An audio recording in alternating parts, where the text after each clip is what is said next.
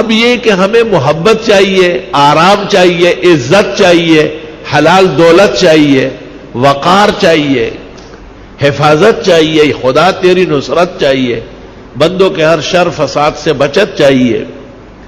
اس کا ذکر اللہ نے سورۃ نوح میں کیا ہے 29ویں پارے میں کہ یہ بھی استغفار سے ہو.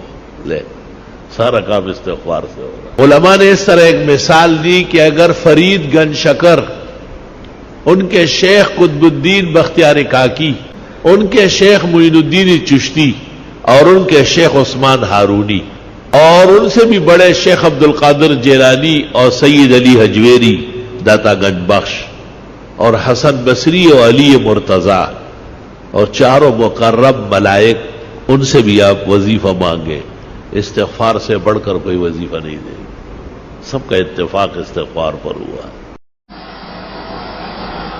وبالاسحار هم يستغفرون، اور سحری کے وقت یہ استغفار کرتے جو وقت فجر داخل نہیں، نماز پڑھ نہیں سکتے. رات کے نظام اعمال 8 رکعت قیام اللیل اور 12 رکعت تہجد، اس کے اخیر وتر ہو چکے ہیں.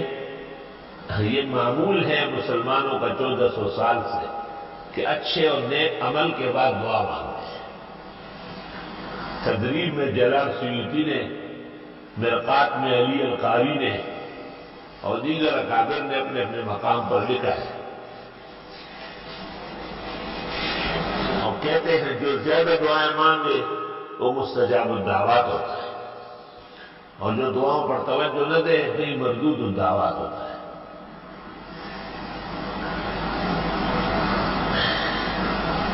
استغفار کے 3 فائدے ہیں نا. ایک تو عذاب ٹل جائے گا، دوسری خوشی بحال ہو جائے گی، اور تیسری تمام دعائیں قبول ہو جائیں گی. ایک کا ذکر انفال میں ہے، دوسرے کا ہود میں، تیسرے کا نوح میں. پیغمبر نے بھی کہا جس نے استغفار کیا ہمیشہ کیا اور لازماً کیا تو جعل اللہ له من كل ضيق مخرجا، ہر تنگی سے اللہ اس کو نکلنے کا راستہ دے گا. ومن كل هم فرجا، اور ہر پریشانی سے نجات. ورزقه من حيث لا يحتسب، ایسا روزی دے گا کبھی سوچے بھی نہیں. سورۃ الفاتحہ شیخ الاسلام ابن تیمیہ سے حافظ ابن قیم نے نقل کیا ہے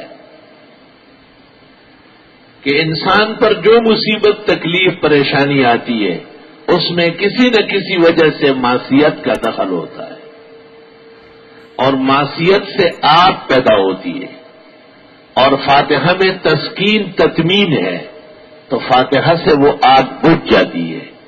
اس لیے تقریباً تمام مشکلات کے حل کرنے میں سورہ فاتحہ بہت زیادہ ممد اور معاون